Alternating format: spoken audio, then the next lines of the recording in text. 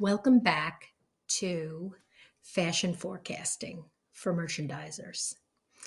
This is Professor Melissa Perilli, and we are moving on to Chapter 3 Fashion Movement.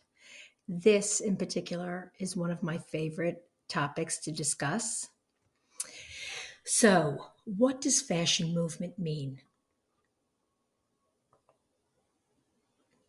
Fashion, all fashion, has a life cycle.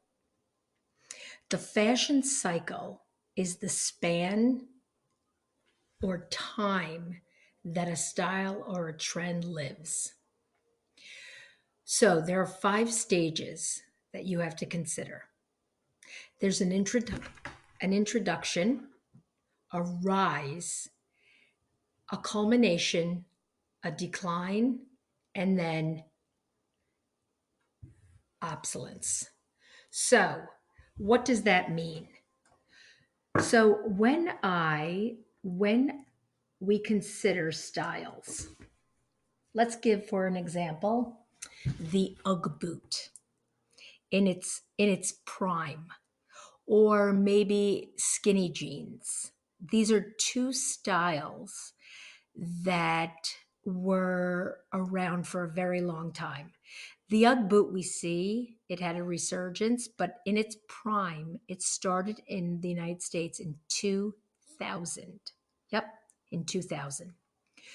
So the intro is basically the first time we are seeing it.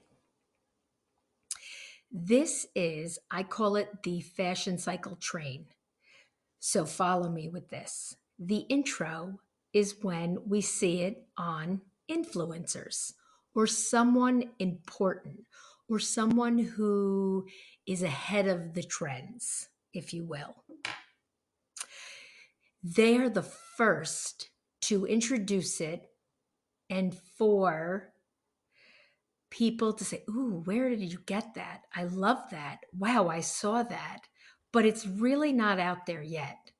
That's why we say it's more of an influencer. They're the ones who have introduced it. As it begins to gain popularity, it starts to rise on the fashion cycle. The rise is when someone like you might start to notice it. Someone who lives in New York City who sees a lot of trends, who sees it's emerging. It's an emerging trend. It's going in the direction of a major trend. By this point, we get to the culmination. The culmination has made it a huge trend. Everybody is wearing an iteration of it. This is when we can get it at any price point and at any designer in any iteration, from say Walmart to Bergdorf Goodman. There is a version of it. So, as we move on, we start to see that there's been a decline because it's been exhausted. And we started to see a decline, which means we're not seeing as much of it. We've moved on. But hold on. If we're at a decline already, you know those fashion people who introduced it? They've already moved on already. They've moved on. They've moved on the minute it hit culmination. They moved on to the next thing. So as we start to see a decline, this is the stage where everyone else buys it. Late adopters, people who don't care as much about fashion, if you will. Then it is gone. It ends in excess, which means we're looking to get rid of it. It might go on sale. If you've noticed, I haven't given it a specific time because every trend is different. We have trends that last 3 months. We have trends that last for 3 to 10 years. Ask yourself why this might happen. Today, we see that trends are much quicker. They are literally in and out and gone. What is the reason for that? The biggest reason for that is social media. Social media, if it comes in, we see it on TikTok, it won't last very long, which makes the fashion cycle speed up.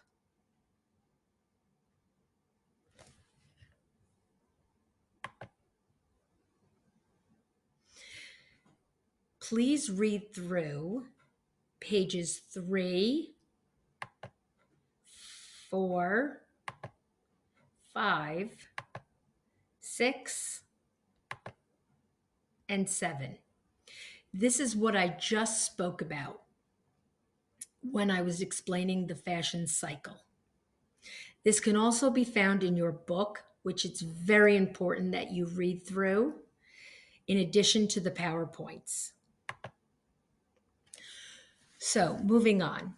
Theories of fashion adoption. The 3 theories are trickle down, trickle across, and trickle up. We saw that they started to call them downward, horizontal, and upward. I do not call them that. I am sticking with trickle down, trickle across, and trickle up. What this means is a trickle down theory is one that starts at high end and trickles down to the masses. The theory, if you dig deeper into the theory also means that there was a time when in fashion, the rich would be able to buy, and then eventually it would trickle down into the masses, the middle class, and the poor.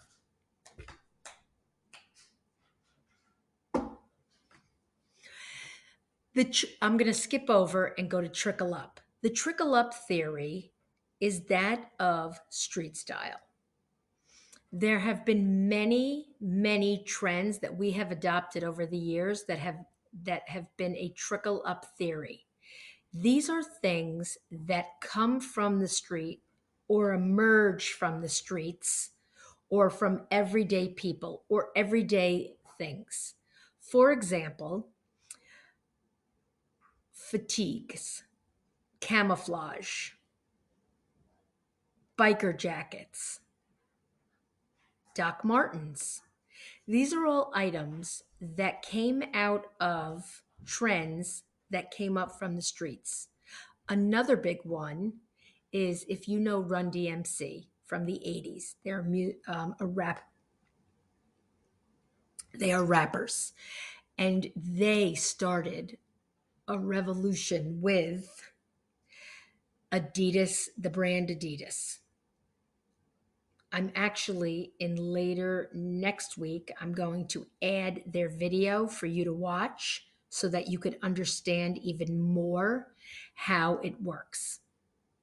So, trickle across theory means that each brand should have it at the same time. So it's a matter of price point and make.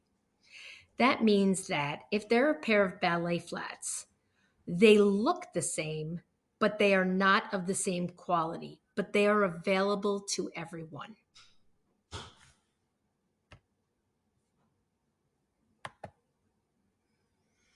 Please continue to read through my examples on page 9 for trickle down theory, page 10 for trickle across theory, page 11 for trickle up theory. The pendulum swing. Pendulum swing is the movement of fashion between extremes. Let's take, for example, jeans. Worn at or near the natural waistline, jeans begin to be worn lower and lower. Eventually, jeans could not go any lower. New trend, high waist pants emerged. So if you're following along and you understand what I'm saying, it's going from minimum to maximum. Right now, we are starting to see a change. If we were talking about this 2 or 3 years ago, everything was very wide, very oversized, because we had just come out of skinny jeans. Skinny jeans had their day for a very long time. But when we cannot go any skinnier, we start to see that change. Now we're starting to see our waistlines go down and our legs getting fitter and our bottoms becoming more of a boot cut. That's the pendulum swing. Here's another example. Variations in the fashion cycle. A fad is something that is very quick. A lot of times we see this with a younger customer from 12 to 16. In and out, this fad is. The mainstream fashion lasts a bit longer. It follows that fashion curve that I was explaining on the first or second page. Now, a classic is a classic. It means that it never declines. We adopt it as something that we will continue to wear. It has life, and we will continue. Examples of classics are a black turtleneck, black leggings, a navy blazer, straight leg Levi jeans, pearls, single sole pumps, a white button down shirt, a white t-shirt. These are all things that are classics, and we could wear them today or in 50 years. Please go through the next few pages, 14, 15, and 16.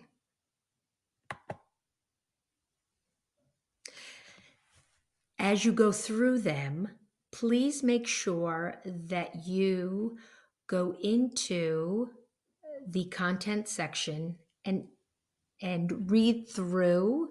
Please make sure you read your book, you read through this PowerPoint and listen to it, as well as answering the discussion questions.